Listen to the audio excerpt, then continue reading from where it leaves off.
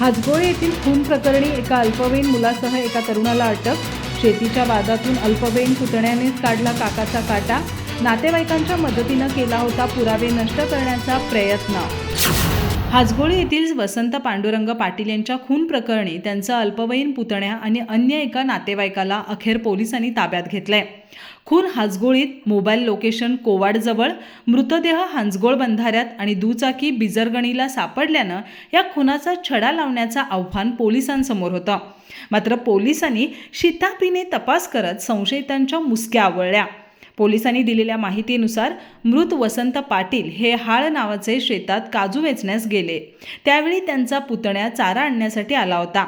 त्यावेळी त्यांच्या डोंगराकडील सामायिक शेतावरून वाद झाला। त्यामध्ये पुतण्याने वसंत पाटील यांच्या डोक्यात लाकडी दांडक्यानं मारहाण करून गंभीर जखमी केला।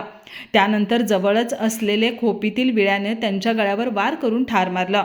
त्यानंतर त्यांचा मृतदेह पोत्यात भरून तिथंच बाजूला ठेवला। तिथून तो त्यांचा आत्तेभाऊ गणेश परशुराम जिरुंगेचे यांच्याकडे बेळगाव जिल्ह्यातील सोनोली इथं गेला। त्या सर्व हकीकत सांगून ते दोघे जण जिंगुरुची यांची चारचाकी घेऊन घटनास्थळी आले।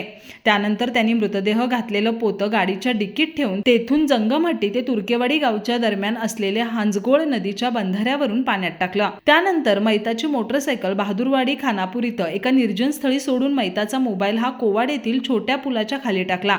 तसंच मैताच्या कपड्यांसह खुन्याचे कपडे जाळून टाकून पुरावा नष्ट केला।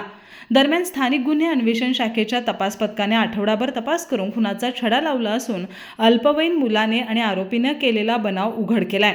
पुढील तपास चंदगड पोलीस ठाण्याकडील पोलीस निरीक्षक विश्वास पाटील हे करतायत।